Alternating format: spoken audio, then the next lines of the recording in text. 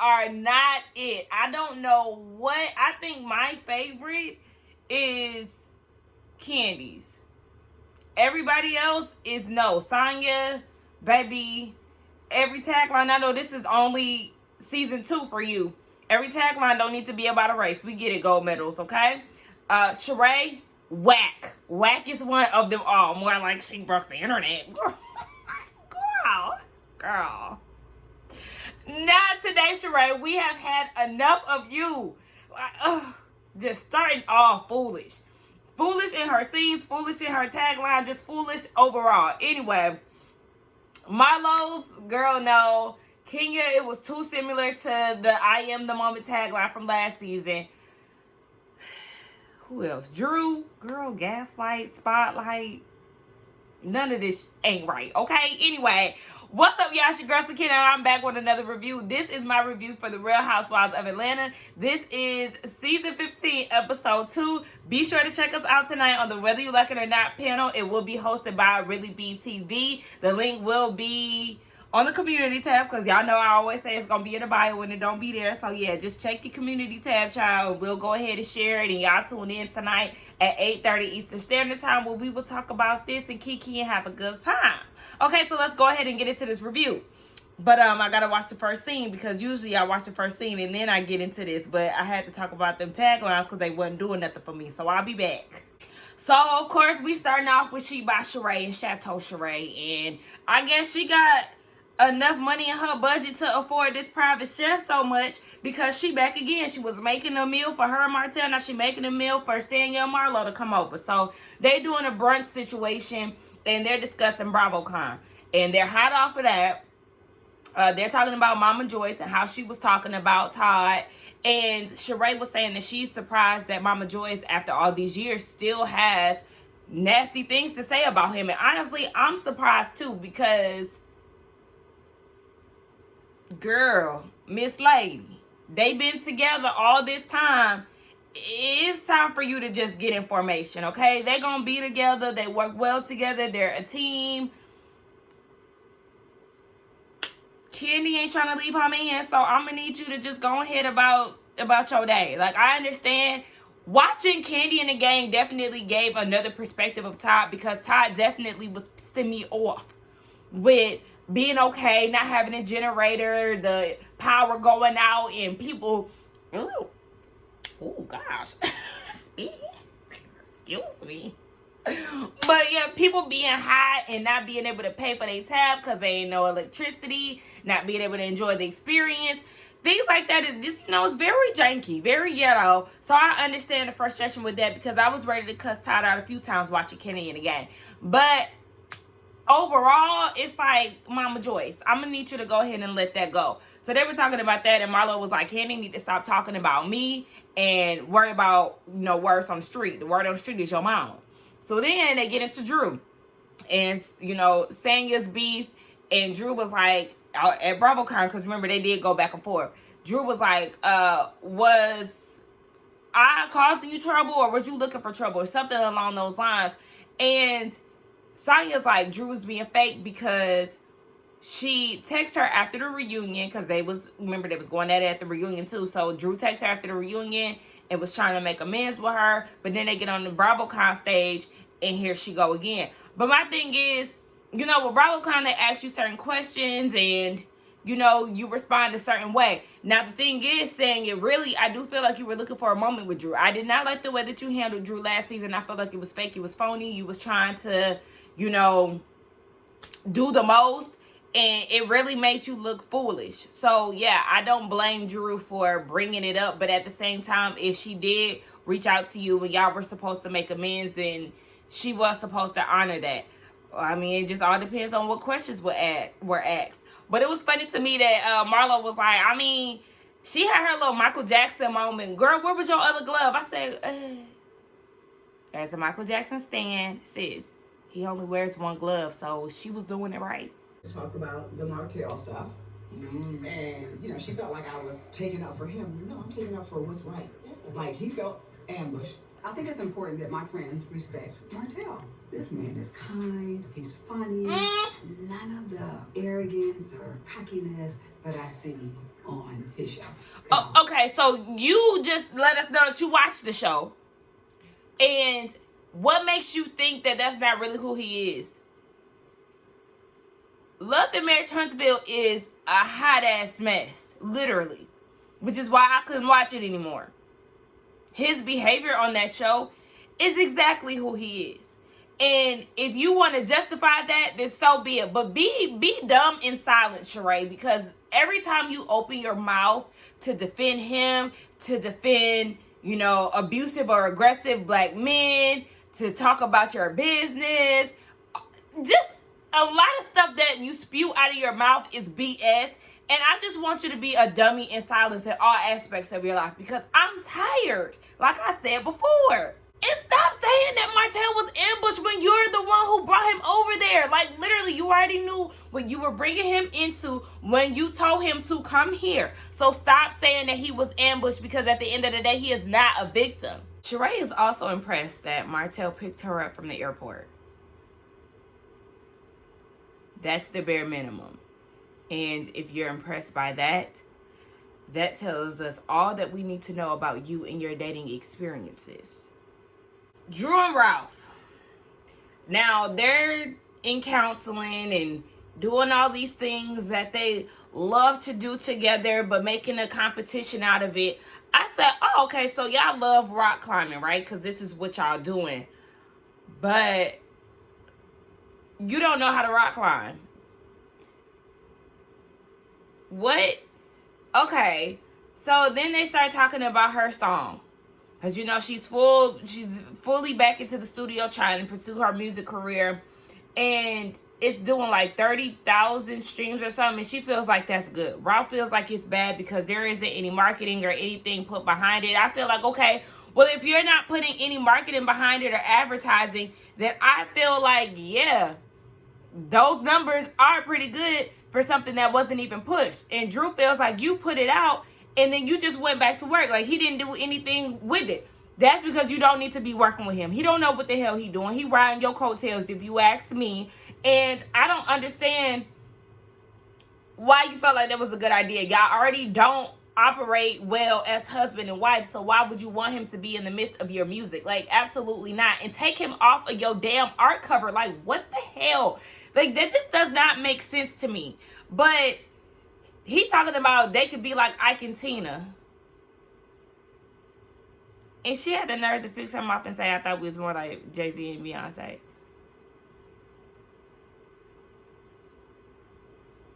So then they talk about BravoCon. And she said that she wants to be on BravoCon stage next year. And I'm sure she will be. I know that she does have a song with Candace. And it comes from that clip that we seen a few months back with Candace being in Atlanta at the City Winery. And Drew came out and sung. I thought that was very sweet. I'm actually here for this collaboration. Absolutely love it. And yeah, I'm sure she'll be on BravoCon stage next year. Child, and then somebody had the nerves to see Ralph at BravoCon and was like, gaslight me, Ralph, gaslight me. We get this quick little scene with Miss Kenya Moore, okay? She's doing some Kenya Moore hair care stuff. And then she calls Monyetta. And Monyetta is actually going to choreograph some of Kenya's moves for Magic City. What is it? Magic City Parade or something like that. I think that's in Alabama because I've been watching College Hill Celebrity Edition and they're in Alabama and they mentioned that too. So I think that's what she'll be doing. So they asked her to, you know, do some dance moves, do a performance. And I didn't know that Monyetta was a choreographer, but I'm ready to see what she got for Miss Kenya Moore, Miss Twirl. Candy, Don Juan, and Monyetta are having a conversation. First of all, they have a full list of what Candy has to do. Baby, she is booked and busy beyond belief. And she still has to help Todd with his movie. Now, my thing is, okay, she's doing very well with the piano lesson. You know, she was very devastated when her first Broadway show, Thoughts of a Colored Man, got canceled. But, you know, she's on the up and up with this one here. And Todd is helping her. They're both executive producers. So it's like, okay, yes, he's helping you with your project. Then that's when you want to give back and put forth effort to help him get his movie out there. I mean, just saying. So Mayetta is asking about BravoCon, and Don Juan was like, every time we got on stage, it was some drama. I said, was you on stage? I'm not trying to be shady, but from the 2 clips, I ain't seen no clips of BravoCon with him on stage. But anyway, you know, Mama Joyce is the topic of discussion. First panel was with her and Kandi. Kandi said that, yes, she would still choose Don Juan to handle the money over Mama Joyce because Mama Joyce is going to be mean to Todd with the money. Rightfully so, because she's still talking ish. Day 2 of BravoCon, she was with the OLGs. And she was still talking ish about Todd. Now, the thing that really got Todd was the fact that, you know, she's still talking about it. And Kayla was the one who sent him the clip of Mama Joyce. And it's just getting old. And they're like, okay, well, have you told your mom how you felt about how she comes at your husband? Kandi ain't gonna never talk to her mama the way that she needs to talk to her mama. Honestly, it would be you cut that out or you getting cut off, period.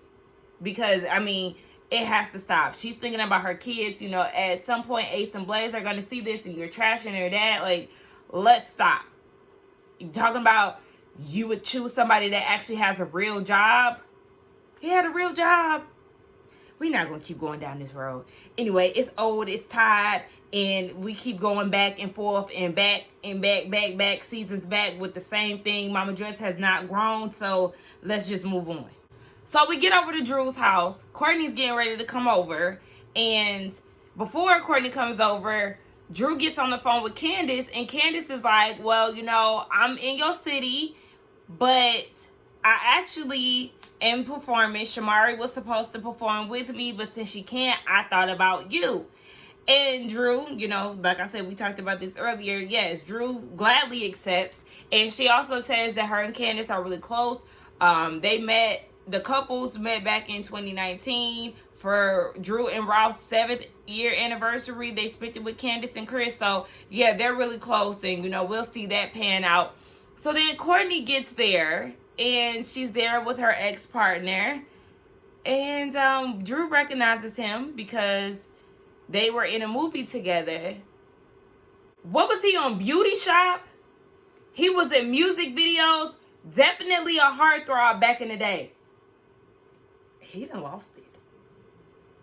I could see him a little bit through, you know, how he looked now. But you couldn't tell me that was him. They got a 24-year daughter. And I could not see her face because the closed captions kept covering her face in both pictures. I was like, what the hell? But I didn't feel like turning them off. So, yeah, I was like, oh, wow. Oh, wow. Drew, you are so tired. For her to call Kandi at the time that Courtney is at her house to invite her to City Winery, did y'all peep she didn't call anybody else? But you wanted to call Kandi and then act dumb and be like, oh, I didn't know that it was any drama. I didn't know that it was that serious. Ralph told you what it was. So regardless of how small or large you thought it was, why would you call Kandi? That just annoyed the hell out of me. So then they get into, you know, the whole Kandi situation. And Courtney was saying, I don't know what she was saying because I tuned it out. But she was like, she'll come to Drew's performance as long as it doesn't make anybody insecure. I don't know if that was supposed to be a pun because Candace, you know, insecure. Because I know damn well you ain't talking about Kandi.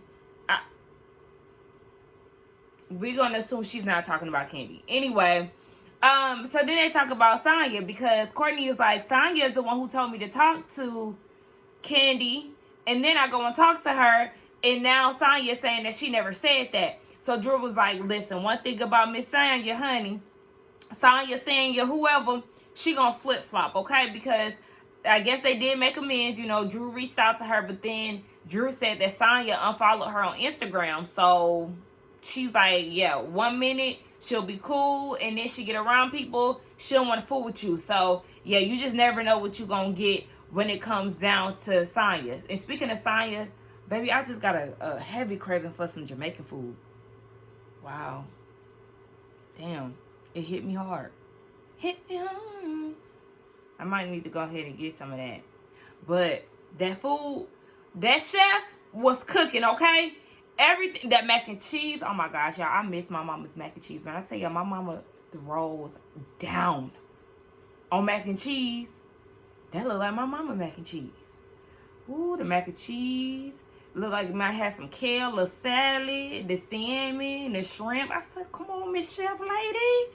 So Marlo, quick scene with her nephews. They in the car. One of them won $1,000 shoes for Christmas. And she was like, well, you going to have to get them B's up to A's, because he had straight A's at first. And she was saying in her confessional, she's very protective over them. So she wants to teach them how to be, respectable, have manners and all of that. Because one of her nephews, I don't know if it was a year ago or a few years back, she had lost one of her nephews from, gun violence. And, she just wants them to be raised up a little different to prevent that as much as possible. So we get down to the city winery, and Drew is a little nervous, but the girls are showing up. Baby, Kenya showed up, okay? That green slip dress, I said, oh, just stunning, okay? So it's Kenya, Candy, Mayetta. Sanya gets there. She talking about her relationship with Drew. Girl, please. And then Marlo shows up. Nobody gives Marlo any type of energy. And she gets up and goes to the bathroom. So in that time, Sanya's like, okay, so what's going on? Is anybody, talking to Marlo? And they're like, no, they're not. So then Marlo comes back to the table, and then in comes Courtney with her jazz hat on.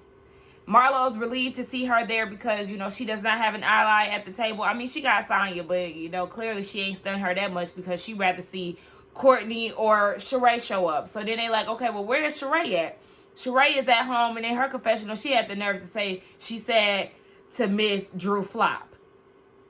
Are you kidding me? You're the biggest flop of Housewives of Atlanta. Dead ass. Just like Kenya said on Speak On It, you are literally the most fired housewife of all housewives. Of all the franchises, you are wearing the crown for that, ma'am. You are queen of getting fired and being a flop, Miss Sheba Sheree. And it took how long for you to get that going? How long it took you to build Chateau Sheree? Don't talk about flops, baby, because you ain't qualified to do that. And then you got me defending Drew. My girl Candace looks so good. She is definitely giving Beyonce. And one thing about it, I'm going to say this. We know Beyonce is the girl that everybody likes to pretty much mirror when it comes down to performance, because that is, our number one entertainer present day, right? I need more originality, okay? The leotards, the fan blowing, it's okay to come with a suit, a matching set. I don't know, let's switch it up a little bit, guys. Let's get more something. Let's do something else. Anyway, Drew comes out, and we see the clip in which we saw circulating the internet, and Candy, Kenya, and a lot of the other girls are like, that was it? That's how we gonna get? Kenya said, baby, I wanted more than a woo-woo. Baby, Marlo looks super good in her new confessional look. Love it, love it, love it, love it. And then Sanya, she was like, she ran faster in the race than the amount of time that Drew was on stage.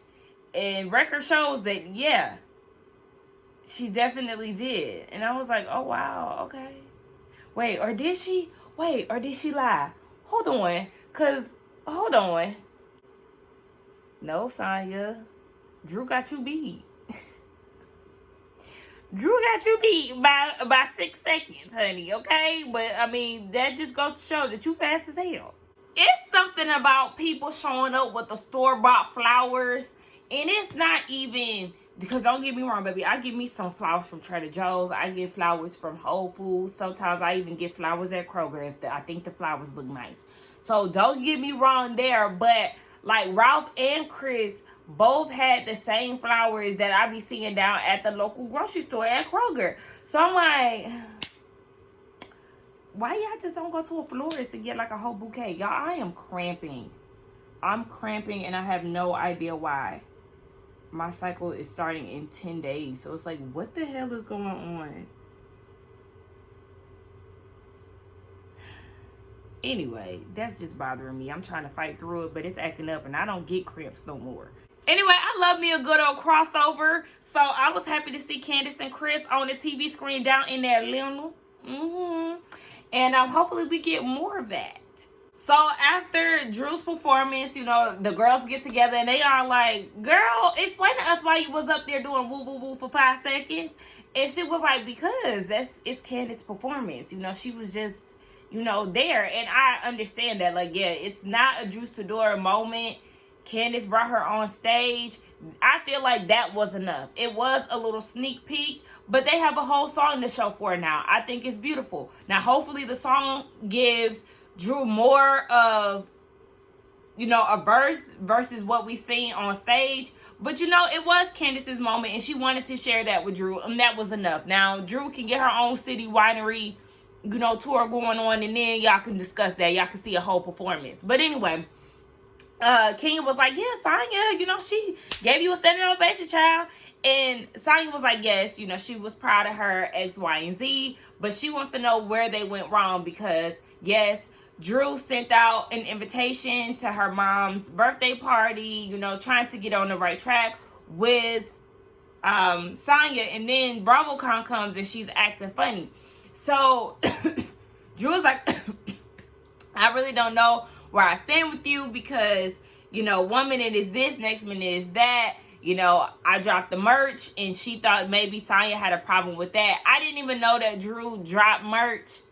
The front said Drew Sidora and the back said she invited me and then uninvited me, and you could have kept that in the draft, sis. You could have kept that in the vault because nobody is buying them shirts. That wasn't an iconic line. I don't know. You thought you ate with that and you didn't. It was very cringy for you to even do that. And then, of course, you always involving your damn husband somewhere with his egghead. Anyway, girl, just take that shit down. So Sonya was like, no, I unfollowed you because of the hair flip. And Drew had, you know, was promoting the reunion with the hair flip that, you know, landed in Sonya's face. And she was like, she don't want to see stuff like that. So she unfollowed her. So that was like, you know, you being here right now was the olive branch that Drew needed. So they squashed the beef. And, you know, we just never know with the two of them. So I ain't going to get my hopes up. Courtney. Girl, please. Candy confronted her about what Sonya told her about how they went to this, like, I guess, exclusive elite place that Candy posted. And then the next week, she brought the ghetto out. So Courtney's talking about, first of all, I was born in the hood. You know, I have the family to show for it. And, you know, it was ghetto. That is true. But, you know, I love the ghetto and I double down on that. You know, I have the family to prove that. If you love the ghetto so much, you wouldn't have tried to use that as a dig towards Candy. Girl, get out of here with that fake and phony shit. People love to switch up when they confronted about something. She want a problem with Candy and she really reaching, and now she want to backpedal and see pop now that Candy is in her face with it. Kenya was right, because Kenya's like, you know, you have this raw energy. It's like, you know, you're starting up again. And Candy is like, the thing is, you don't know me, baby. Meanwhile, Courtney talking about, you're really triggered. Yeah, and that's something that'll make me want to bop you upside your head. And I'm not even a violent person, but Courtney is just... Bravo. Message to Bravo. Stop bringing Sheree's friends on the show. Stop doing that. She's a flop, and so are her friends. Please, let's cut it out. So Mayetta and Marlo, they have a situation. They have a little moment where Mayetta just doesn't appreciate the things that Marlo says about her, trying to make it seem like she's one of Candy's minions. And I don't think that, because like Mayetta said, she likes to hear things and figure them out and get down to the bottom of the story herself. She's not just going to blindly follow her friends. So that's not a minion type of situation. And then Drew asks Candy what was going on with Blaze, because they were there 2 days beforehand. Here go Marlo. What was it? What was it? What issue at Blaze? Knowing damn well she knew, because then here she comes talking about, oh, you talking about that shooting? And Candy didn't talk about it, as she didn't talk about it in her scene. So it's not like she's picking and choosing what she wants to talk about. Candy is actually very open and honest and truthful about the situations and the things that she's had going on throughout her time being on the show. But her and Todd said that they weren't going to talk about that because it was a legal situation. So that's the reason why she's not really explaining what's going on. Baby, Marlo, yeah, you can get up and walk out, because, I mean, you don't really give much anyway. You wasn't even in any scenes last episode, and we was perfectly fine. Child, so 30 minutes after they finished wrapping up, you got Drew and Marlo having a conversation. Marlo acting a damn fool. She feeling some type of way because, remember, she was talking about how she lost her nephew due to gun violence. Okay, so she's feeling some type of way, and she looking at Drew like, why didn't you just say, there was a shooting? And Drew was like, I mean, we all know it was on the news. Like, we know what it was. Drew just didn't want to say it. So Marlo is feeling some type of way because she didn't use that word, and basically she's handling Candy a certain way. And it's like, I mean, what do you want Drew to do?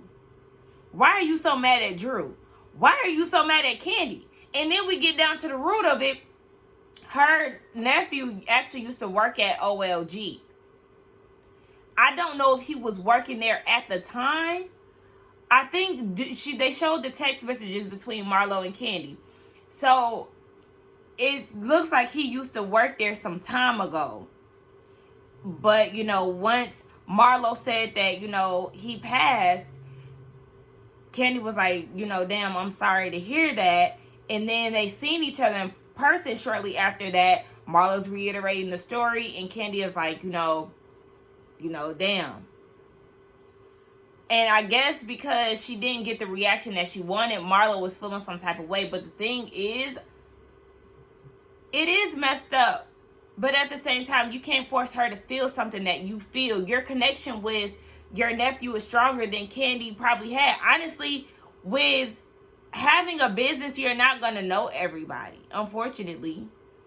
I don't know Candy's relationship with her nephew, but it seems like she's taking her anger out on Candy, and it's just like, I don't know what you wanted Candy to do in that moment. You and Candy never really been close like that. I'm sure she is sad for you, but you can't get mad at her because she's not giving you the reaction that you wanted her to have.